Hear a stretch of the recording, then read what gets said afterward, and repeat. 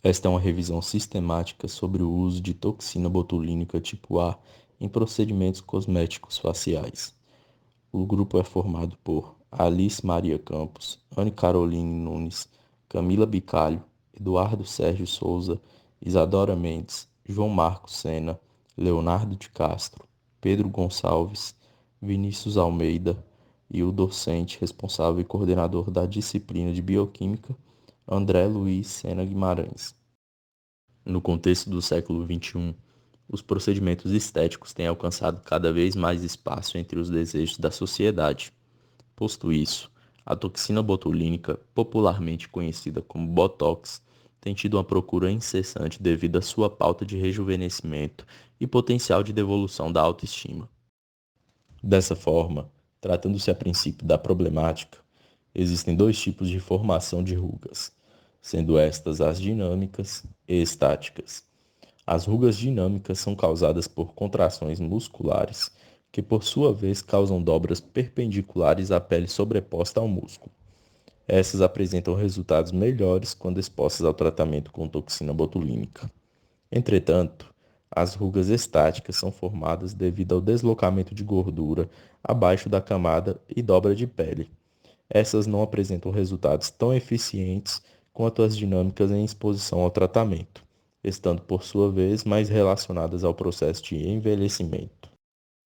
Tratando-se agora da descoberta da toxina botulínica até o uso nos dias atuais, do ponto de vista histórico, no que tange o processo de descoberta da toxina botulínica como terapêutica para tratamentos de rejuvenescimento, redução de rugas ou espasmos musculares, foram necessários vários experimentos e processos históricos para que nos dias de hoje possa ser utilizada de tal forma, com tamanha eficiência. A priori, Justinus Kerr observou intoxicação por carne com paralisia muscular. Posteriormente, pesquisas foram desenvolvidas a partir do isolamento do bacilo, seguindo de etapas cronológicas que configuram-se em uso para tratamentos de blefaroespasmo e estrabismo, até chegar na abordagem como uso de cosmético.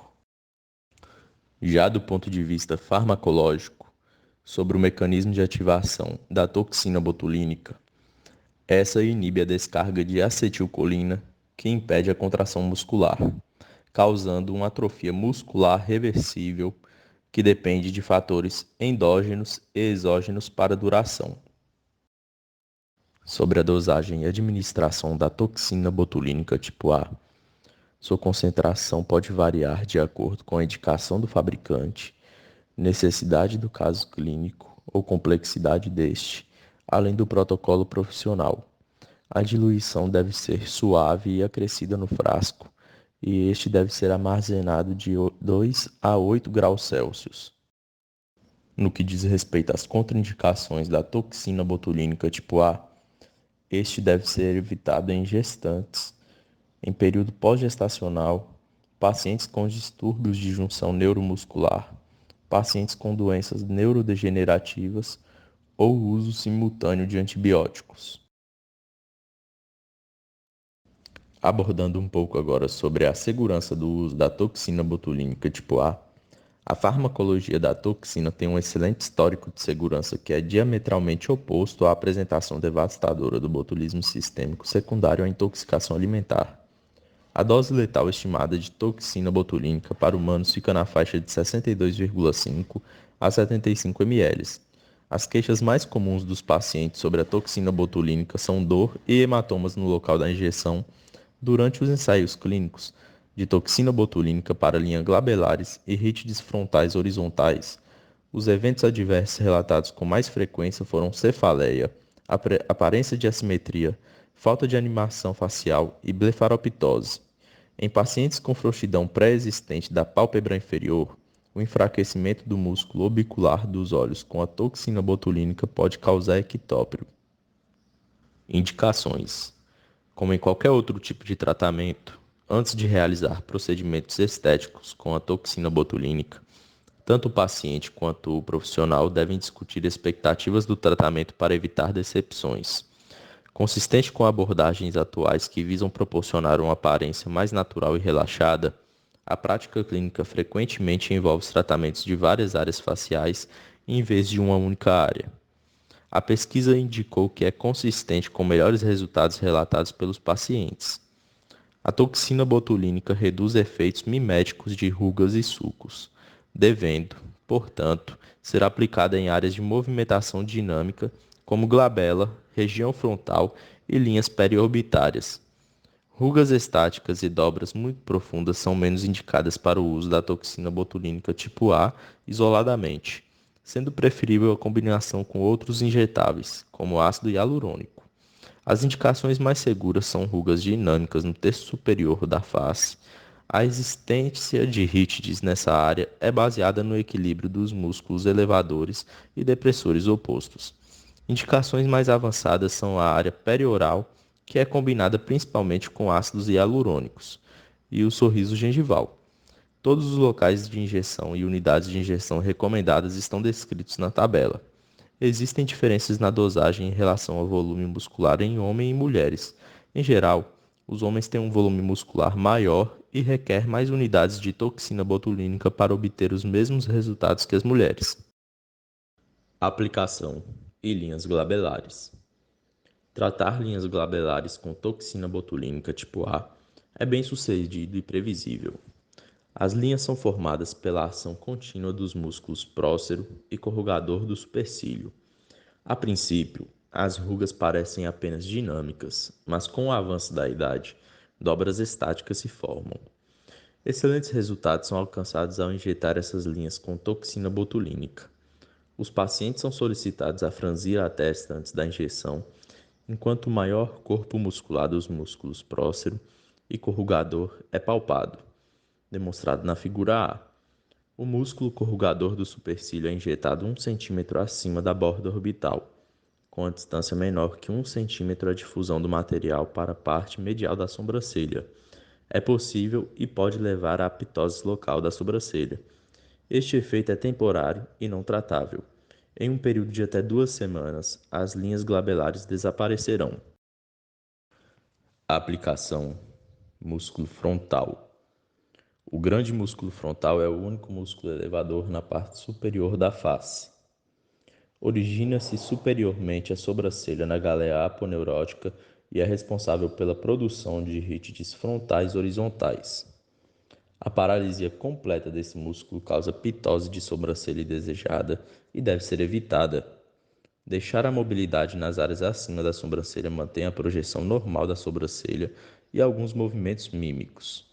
Os locais de injeção devem ser estendidos o suficiente para o lado para evitar que a parte lateral da sobrancelha seja puxada excessivamente para cima. Isso resulta em uma aparência não natural. O procedimento correto era escolher 5 ou 7 locais de injeção com distribuição triangular em uma posição não inferior a meio caminho entre a linha do cabelo e a sobrancelha, mostrado na figura A. 7 doses de 0,1 ml demonstraram ser tão eficazes quanto doses maiores de 1,2 ml. Doses mais baixas, de 0,4 ml, mostram uma taxa de resposta quase igual, mas uma recaída mais rápida. Aplicação: linhas e rugas periorbitárias. As linhas e rugas periorbitárias são produzidas pela contração da face lateral do músculo orbicular dos olhos. A extensão superficial do músculo confere à pele o aspecto típico de pés de galinha ao sorrir. Essas linhas começam a aparecer por volta dos 20 a 25 anos de idade. A princípio aparecem apenas como uma ruga dinâmica, mas evoluem para uma ruga estática e estão presentes também em repouso. Existe uma tendência para maiores taxas de resposta ao tratamento em indivíduos mais jovens do que em indivíduos mais velhos. Alterações na elasticidade da pele, como o envelhecimento, pode contribuir para essa observação, pois os benefícios do tratamento com a toxina botulínica podem ser menos aparentes se a pele estiver flácida. 3 locais de injeção laterais a cada olho são quase suficientes para relaxar a parte do músculo orbicular do olho responsável pelos pés de galinha, mostrado na figura A. Cada local de injeção recebe 0,1 ml. Isso fornece taxas de respostas adequadas até 16 semanas após a injeção. Ao tratar essas linhas, é importante começar com a palpação da borda orbital do olho e planejar o local da injeção medial 1 cm lateral a ela. Aplicação: sorriso gengival. Nesta categoria de pacientes, resultados satisfatórios podem ser alcançados com as injeções de toxina botulínica tipo A.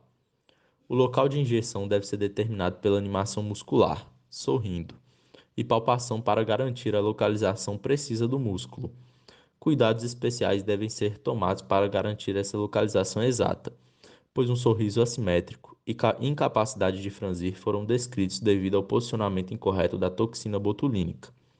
O local de injeção é determinado lateralmente a cada narina, onde 0,1 ml são injetados nos pontos mostrados na figura A. Isso proporciona um relaxamento vertical do lábio superior, mas mantém a capacidade de sorrir e fazer beicinho. O relaxamento recairá gradualmente e será necessário um novo tratamento após 6 meses. Aplicação músculo massetérico.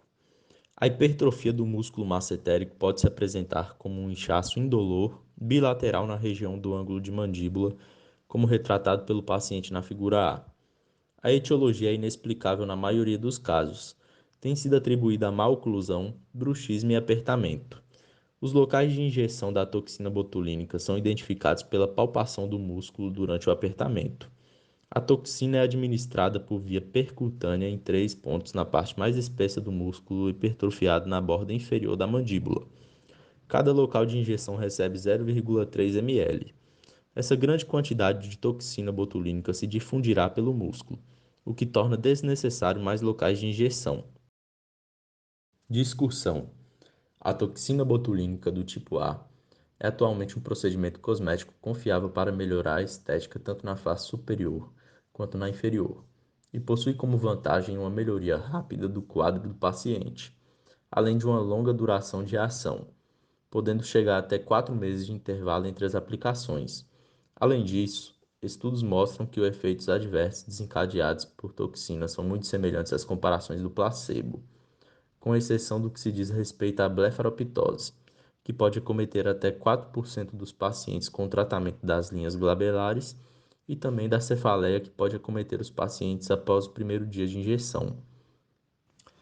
É evidente que trabalhar com a neurotoxina como a toxina botulínica do tipo A demanda do profissional conhecimentos suficientes de farmacologia e dosagem em diferentes áreas de tratamento. Sendo assim, é fundamental que um profissional que queira trabalhar nessa área esteja sempre aprimorando seus estudos a fim de entender melhor o funcionamento dessa toxina e evitar complicações nos pacientes de acordo com a aplicação inadequada, principalmente quando se busca evoluir para aplicações em áreas mais difíceis, como a região perioral.